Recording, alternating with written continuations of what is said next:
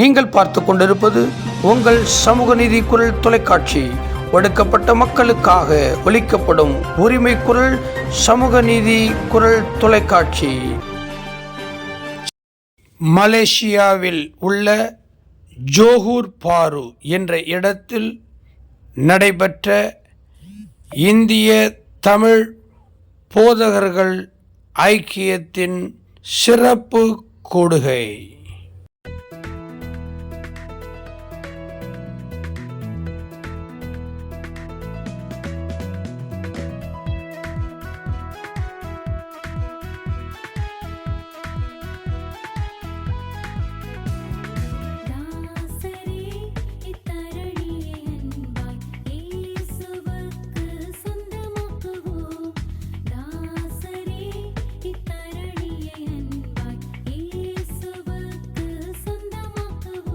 பலவிதம் அது கொடுக்கிற மலர்கள் ஒவ்வொன்றும் ஒவ்வொரு வித வாசனைகள், படங்கள் ஒவ்வொன்றும் ஒவ்வொரு டேஸ்டா இருக்கு. பிரியமானவர்களே, அப்படி இருக்கும்போது நாம் என்னதான் நம் ஆவியில கை கூர்ந்து என்னதான் ஜெபித்தாலும் நம்மளோடு கூட வருகிற ஊழியக்காரர், அது தலைமை பீடமாக இருக்கட்டும், அது உதவி ஊழியக்காரராக இருக்கட்டும், அவர்களை தெரிந்து கொள்ளுகிற விஷயத்துல நம்மளுக்கு பரிசுத்த ஆவியானவருடைய ஒத்தாசை இருக்க வேண்டும். ஆமென். நான் 17 நாடுகளிலே உங்களுடைய ஜெபத்தினால நான் பிரவேசித்திருக்கிறேன். தாழ்மையாய் சொல்லுகிறேன், கூட இருந்து குடிப்பிடிக்கிறவர்கள் பெரும்பாலும் உன் வீட்டாரே உனக்கு சத்துரு என்று சொல்லப்படுகிற சத்தியம். நம்பவே முடியாது.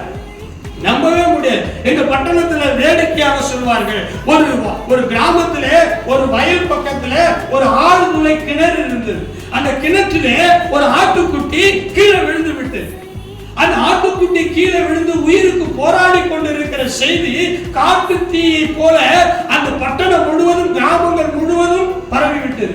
எல்லாரும் அந்த கிணற்றின் வாயில அருகிலே வந்து அந்த ஆட்டுக்குட்டி முழுகி மேலே வருகிறதை பார்க்கிறார்கள். ஒரு சிலர் புகைப்படம் எடுக்கிறார்கள், ஒரு சிலர் வீடியோ ஷூட் பண்ணுகிறார்கள், ஒரு சிலர் செல்ஃபி அந்த கிரௌடை எடுத்துக் கொள்கிறார்கள். பல பேர் பல விதமாக பேசிக் கொண்டிருக்கிறார்கள். ஆனால் ஒருவர் கூட அந்த கிணற்றுக்குள்ள விழுந்து உயிருக்கு போராடி கொண்டிருக்கிறார். ஆனால் இது நம்மிடத்திலே காணப்படுகிறது.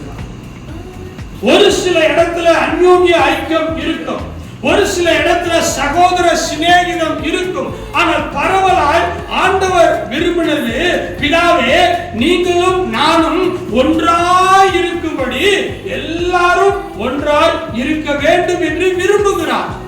ஆனால் இங்கே ஒரு பிரிவினைகள் இருக்கிறது. அப்போஸ்தலனாகிய பவுல் கொரிந்து பட்டணத்துக்கு எழுதும்போது, நீங்க எல்லாரும் ஒன்றாய் கூடி வந்திருக்கிறீர்கள், ஆனால் உங்களுக்குள்ளேயும் ஒரு பிரிவினை உண்டு என்று நான் கருதுகிறேன் என்று கொரிந்தியர் பட்டணத்துக்கு நிருபத்திலே அவர் எழுதியிருக்கிறார். இதோ சகோதரர்கள் ஒருமித்து வாசம் பண்ணுவது, அந்த ஒன்னஸ் மைண்ட். நீங்க ஊழியத்துக்கு போகும்போது உங்களுடைய தலைமை போதகரோ அல்லது தலைமை ஸ்தாபனமோ அல்லது உங்களுடைய உடன் ஊழியக்காரரோ அல்லது உங்களுடைய எல்டரோ யாராக இருந்தாலும் நீங்கள் ஒரு ஊழியத்துக்கு அழைத்துக் கொண்டு போகும்போது நீங்கள் தெரிந்து கொள்ளுதலிலே மிகவும் கவனமாய் இருக்கணும். இல்லை என்றால் கிணற்றில தள்ளிவிடப்பட்ட மனிதர்களைப் போல நம்மை அவர்கள் தள்ளிவிட்டு அவர்கள் எஸ்கேப் ஆயிடுவாங்க, நாம மாட்டிக்கொள்ளணும். தமிழகத்தில் நிறைய சபைகள் அடிக்கப்படுகிறது, இந்தியாவில் நிறைய சபைகள் அடிக்கப்படுகிறது. நான் ஒரு இளம் ஊழியக்காரன், எனக்கு சில செல்வாக்கு கர்த்தருடைய நாமத்தால சில அரசியல் அனுபவங்கள், பத்திரிகையாளர், நான் வந்து ஹியூமன் ரைட்ஸ் அப்படிப்பட்ட காரியத்துல அங்க இருக்கிற அரேஞ்ச்மெண்ட் கமிட்டி எல்லாரும் மியூசிஷியன் வாங்க, மியூசிக்கல் வாங்க அப்படின்னு கூப்பிடுவாங்க. அவங்க வருவாங்களா? ஒன்னஸ் மைண்ட் அங்க இல்ல, பிரியமான தேவனுடைய பிள்ளைகளே, நீங்கள் ஊழியத்திலே வெற்றி சிறக்க வேண்டும் என்று சொன்னால் நீங்கள் தெரிந்து கொள்ளப்படுதலிலே மிகுந்த ஞானம் உள்ளவர்களாக இருக்க வேண்டும். கடைசியாக நான் சொல்லி என்னுடைய நேரத்தை நான் பரிசுத்தவானுடைய கைகளை கொடுக்க விரும்புகிறேன். இந்த அமெரிக்கரோடு மனம் வரவில்லை. அப்பொழுது ஒருவன் திடீரென்று கிணற்றிலே விழுந்தான். விழுந்து அவன் அந்த ஆட்டுக்குட்டியை தூக்கி கொண்டு மேலே கரையேறி விட்டான். கரையேறின உடனே கூடியிருந்தவர்கள் கை தட்டி சபா ஒரு வீரன் கிடைத்து விட்டான், ஒரு ஆட்டுக்குட்டியை மீட்டுக் கொண்டு விட்டான் என்று அவரை பாராட்டினார். கடைசியில அந்த முகத்துல வழிந்த தண்ணீரை துடைத்து பிடித்துக் கொண்டு யார் என்னை கிணற்றில் தள்ளிவிட்டது என்று கேட்டான். யார் என்னை கிணற்றிலே தள்ளிவிட்டது என்று அவன் கேட்டான். இன்னைக்கு இப்படித்தான் கிறிஸ்துவ உலகமும் இருக்கிறது. வருத்தத்தோடு நான் பதிவு செய்கிறேன். இப்பொழுது நான் உங்களுக்கு ஒரு வசனத்தை நான் உங்களுக்கு சொல்ல விரும்புகிறேன். எல்லாருக்கும் தெரிந்த வசனம் தான் ஐயா. சங்கீதம் 133வது சங்கீதத்திலே 1 முதல் 3 வசனங்கள் 753வது பக்கத்திலிருந்து நான் உங்களுக்கு தொடங்க விரும்புகிறேன். கர்த்தர் எனக்காக யாவையும் செய்து முடிப்பார். தாழ்மையோடு நீங்கள் வாசிக்கும்படியாய் உங்கள் பட்சமாய் அன்பாய் வேண்டிக் கொள்கிறேன் இயேசுவின் நாமத்தினால. சங்கீதம் 133 முதல் வசனங்கள் 754வது பக்கத்தில் சொல்கிறது, இதோ சகோதரர் ஒருமித்து வாசம் செய்வது எத்தனை நன்மையும் எத்தனை இன்பமான.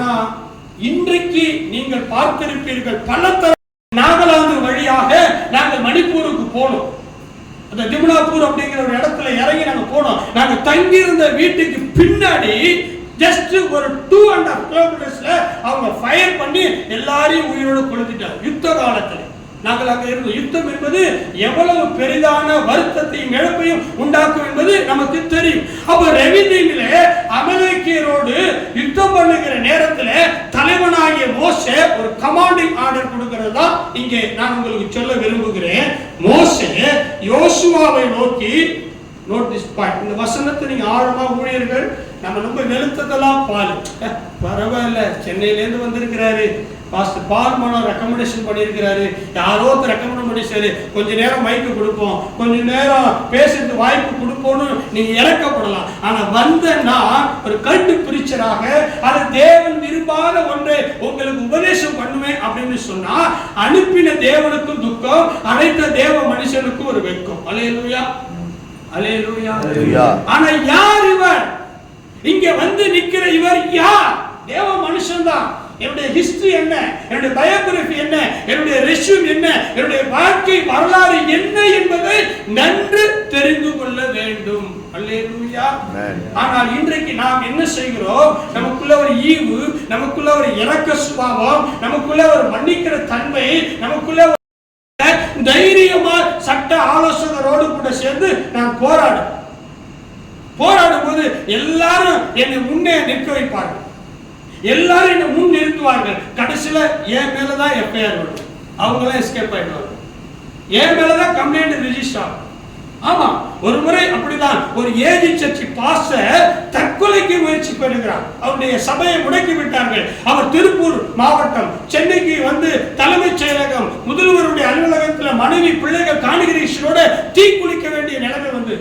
அப்பொழுது நானும் என்னுடைய மகனும் என்னுடைய வழக்கறிஞரும் அங்கு போய் போராடுகிறோம். ஆனால் போராட்டத்துக்கு அரசாங்கம் செவி கொடுக்கவில்லை. அங்க இருக்கக்கூடிய முதன்மையான போலீஸ் அதிகாரி, அந்த போலீஸ் அதிகாரி உங்களுக்கு தெரியும், மிஸ்டர் சைலேந்திர பாபு ஐபிஎஸ், உங்களுக்கு தெரியும், one of the biggest police officer. அவரை அவருடைய அலுவலகத்தில் சந்திக்க வேண்டும் என்று சொல்லி நாங்கள் அப்பாயின்மெண்ட் கொடுத்தோம். ஆனால் அன்றைக்கு சிஎம் உடைய மீட்டிங், அன்றைக்கு சட்டம் ஒழுங்கு பிரச்சனைக்காக தலைமை செக்ரட்டரியேட்ல சிஎம் அவர்கள் ஹை போலீஸ் அபிஷியல் அத்தாரிட்டி ஆபீஸோட பேசிட்டு இருக்கிறார், மாவட்ட ஆட்சியரோட பேசிக்கிட்டு இருக்கிறதால அவர் எங்களை பார்க்க முடியல. நேராச்சு, ரொம்ப நேராச்சு, மணி 5 மணி நேரம் 6 மணி நேரம் ஆச்சு. என் தலைமையில கிட்டத்தட்ட 100கணக்கான போதகர்கள் வழக்கறிஞர்கள் ஒரு சில குழுவாக இருக்கிறோம். அப்ப அந்த வழியா நம்முடைய சிஎம் உடைய கான்வாய் வருகிறது. சிஎம் தளபதி மு.க. ஸ்டாலின் அவருடைய கான்வாய் வருகிறது. நாங்கள் ஒரு பதாகை ஏந்தி கொண்டு இருக்கிறோம். முதல்வரே தெரிந்து கொண்டு மலை உச்சியின் மேலே நான் நிற்கிறேன், நீ என்ன பண்ணு, கீழே யுத்தம் பண்ணு. அப்ப மோசே மலை உச்சிக்கு போகிறார். வயது முதிர்ந்த ஒரு சீனியர் பாஸ்டர், ஒரு அப்போஸ்தலர், ஒரு ப்ராஃபட், ஒரு இவாஞ்சலிஸ்ட், ஒரு பாஸ்டர், அவர் மலை உச்சியில அவர் போய் நிற்கிறார். அவருடைய கையில ஒரு கோல் இருக்கிறது. வேதம் நமக்கு நன்றாக தெரியும் பரிசுத்தவான்களே, ஜஸ்ட் நீங்க நல்லா கவனிங்க. இந்த தேவ மனிதனாகிய மோசே, முதிர்ந்த ஊழியக்காரனாகிய மோசே, தேவனால எங்கும் உண்மை உள்ளவன் என்று சர்டிபிகேட் கொடுக்கப்பட்ட ஒரு மோசே, ஒரு ப்ராஃபட் என்று சொல்லப்பட்ட ஒரு மோசே, அரண்மனையினுடைய வாசனையை வெறுத்து தன் ஜனங்களுக்காக பாடுகளை அனுபவிக்க தெரிந்து கொண்ட மோசே இப்ப மலை உச்சியில நிக்கிறார். ஆமென். கீழே யார் நிக்கிறார்? அவருடைய அசிஸ்டன்ட் யோசுவா நெபிதீவில அமலேக்கியரோடு சண்டை போடுகிறார். இப்ப மோசே சொன்ன கமாண்டிங் பவர் என்ன, ஆலோசனை என்ன? நீ யாரையும் கொண்டு போகாத. இயேசு கிறிஸ்து தனித்து இருக்கும் பொழுது ஜெபிக்கும் போது யாரை கூப்பிட்டு போனாலும் உங்களுக்கு வேதம் சொல்லுகிறது. அப்படி தேவன் கூப்பிட்டு போனவர்கள்ல சில பேர் தூங்கினாங்க. ஆமென். இயேசு தெரிந்து கொண்ட அந்த ஊழியர்கள் கூட தூங்கும் போது 1 மணி நேரமாகிலும் யுத்தம் நடந்து கொண்டிருக்கும் போது நாம தூங்கினா எப்படி? பஸ் ஓட்டி கொண்டிருக்கிற டிரைவர் தூங்கினா பேசஞ்சர் என்ன ஆக முடியும்? ஆக்சிடென்ட். ஐயா சொன்னாங்க ஆக்சிடென்ட் ஆகும். இன்னைக்கு நிறைய ஊழியம் ஆக்சிடென்ட் ஆகுது. இல்லாம இருக்கிறது காரணமா மின்னுவதெல்லாம் பொண்ணு, வெளுத்ததெல்லாம் பால், எல்லாரையும் நம்பி நம்பி நம்பி நம்பி இன்னைக்கு நிறைய ஊழியக்காரோட வாழ்க்கை சூனியமாகி மாறிவிட்டு. இங்க எப்படியோ தெரியல, பட் இந்தியாவில் நீங்க பெரும்பாலும் யாரை கேட்டு பாருங்க, அவனை நம்பின பாஸ்டர் அவன் என்ன நடுத்தருவில் விட்டுட்டான், அவனை நம்பின பாஸ்டர் அவன் என்ன கொண்டு போய் சிக்கல்ல மாட்டி வச்சுட்டான், அவனை நம்பின பாஸ்டர் அவன் என்ன கழுத்து அறுத்துட்டான். யாராகிலும் ஒருவர் ஏதோ ஒன்றை சொல்லுவார். அல்லேலூயா.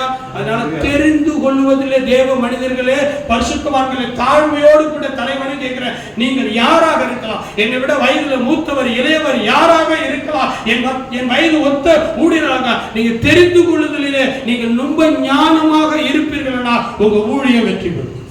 இல்லை என்றால் வெள்ளத்துக்கு இறைத்த நீர் போல உங்களுடைய பிரயாசம் மக்கி மண்ணோடு மண்ணாய் போய்விடும். நான் தாழ்மையாக வேண்டிக் கொள்கிறேன்.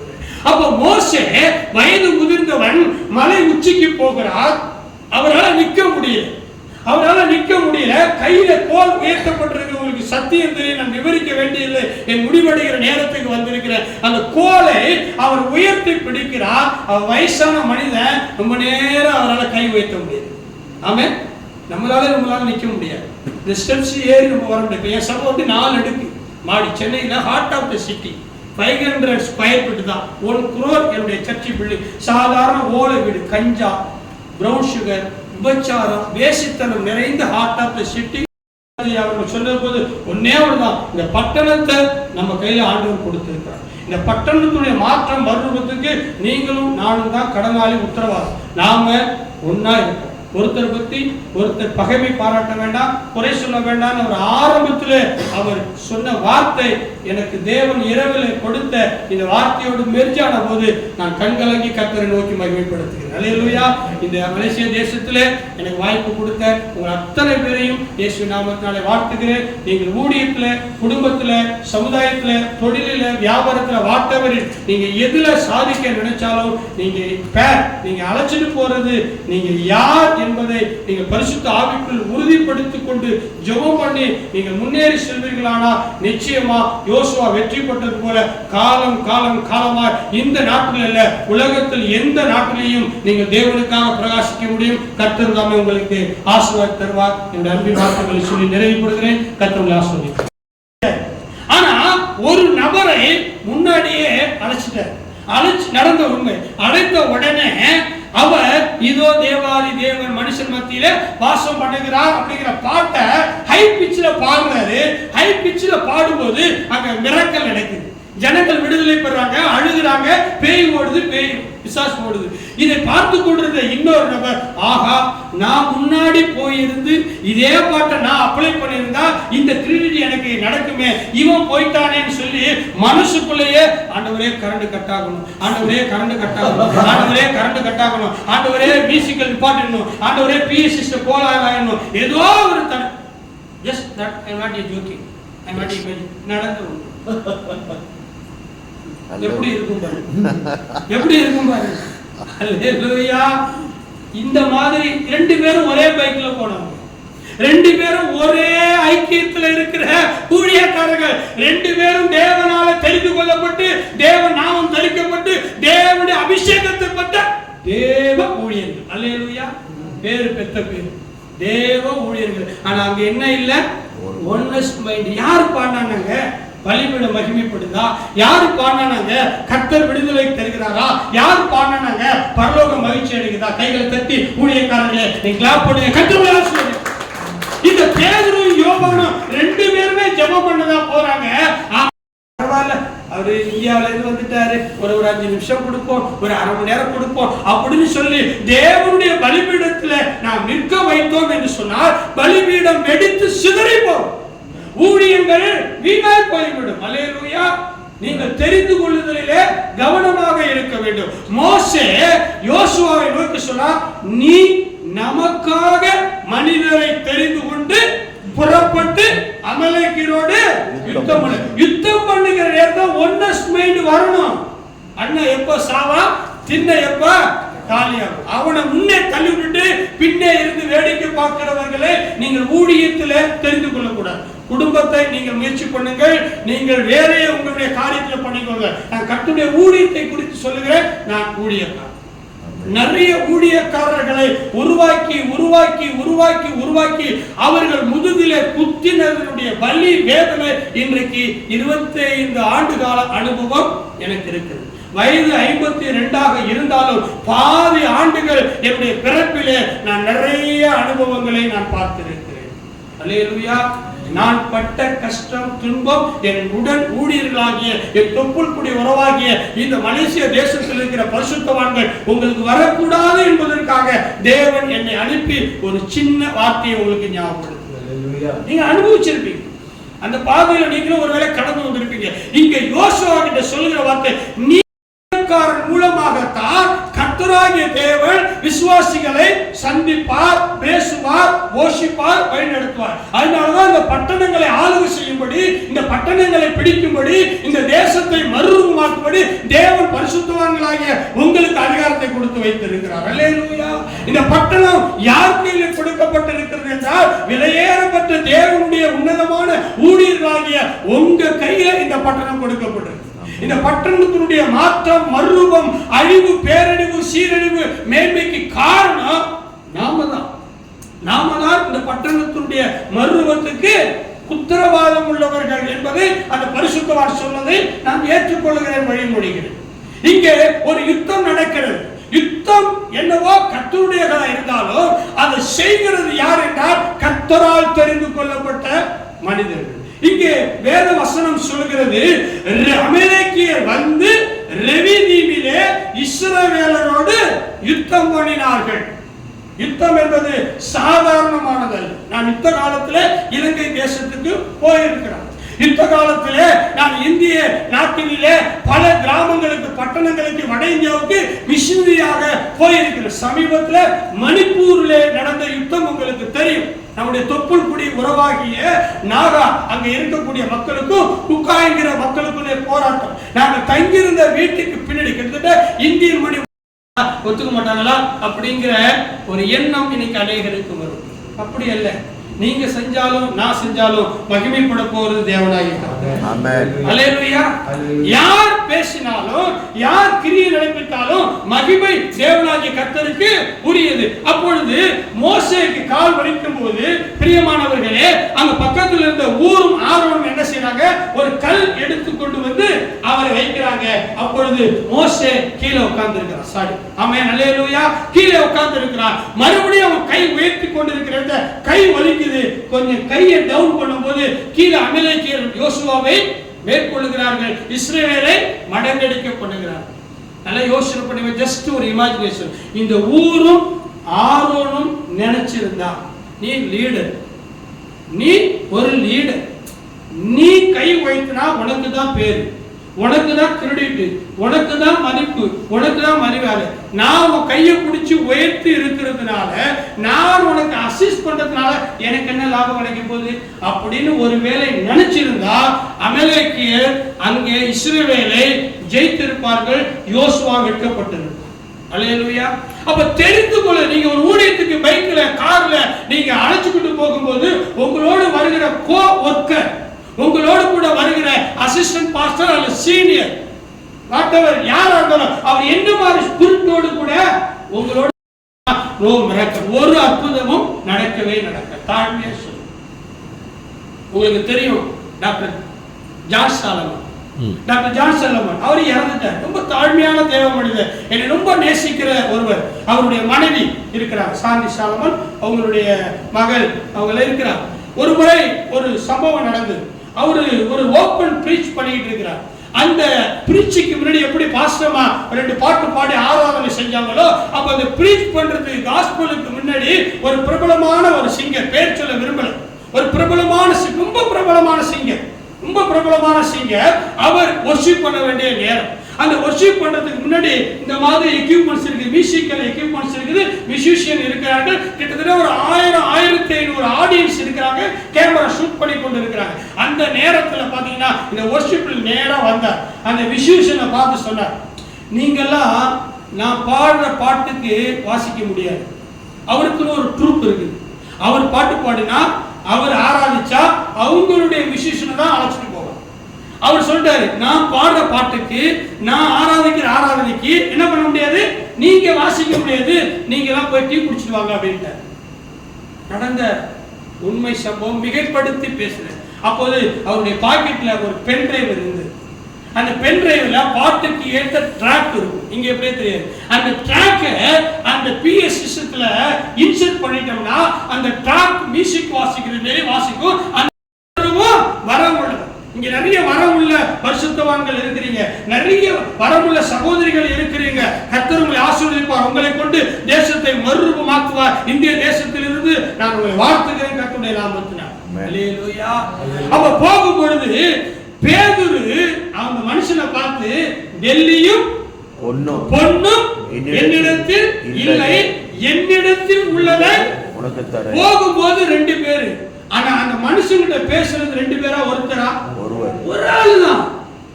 புரிஞ்சுக்கணும், இந்த இடத்துல கர்த்தருடைய ஆவியானவர் ஒரு ரெவலேஷன் கொடுக்கிறார். நீங்க 2 பேர் போறீங்க, ஏன் நான் ஜெபம் பண்ண ஆகாதா, ஏன் நான் பாட்டு பாட ஆகாதா, நான் பிரசங்கம் பண்ண ஆகாதா? நடந்த இன்னொரு சம்பவத்தை சொல்லி இந்த வேத பகுதிக்குள்ள என்னுடைய நேரத்தை முடிக்கிறேன். இதே போல ஒரு பாஸ்டர்ஸ் மீட்டிங் நடந்துகிட்டு இருக்கு. இதே போல பரிசுத்தவான்கள் கூடி இருக்கிற ஒரு இடத்துல 2 சிங்கர்ஸ், பிரபலமான பாடு, அவங்களுக்கு ஊழியமே பாடுகிற ஊழியம் தான். ஸ்பெசிபிக்கா அவங்களுடைய போட்டோவோ பேரை போடுவாங்க, ஏன்னா அவங்க பாடுனா கொஞ்சம் நல்லா இருக்கும், நல்லா லிரிக்ஸ், நல்லா டெம்போல தாளத்துல சுதியோடு கூட பாடுவாங்க.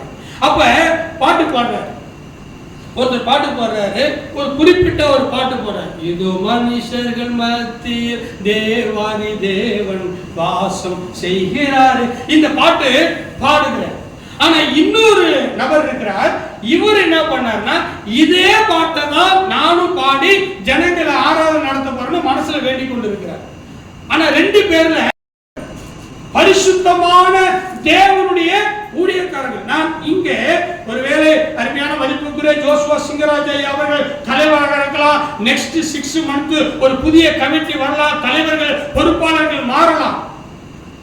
ஆனால் யாராக இருந்தாலும் நீங்கள் அழைக்கப்பட்ட தேவனுடைய ஊழியக்காரர்கள். அல்லேலூயா.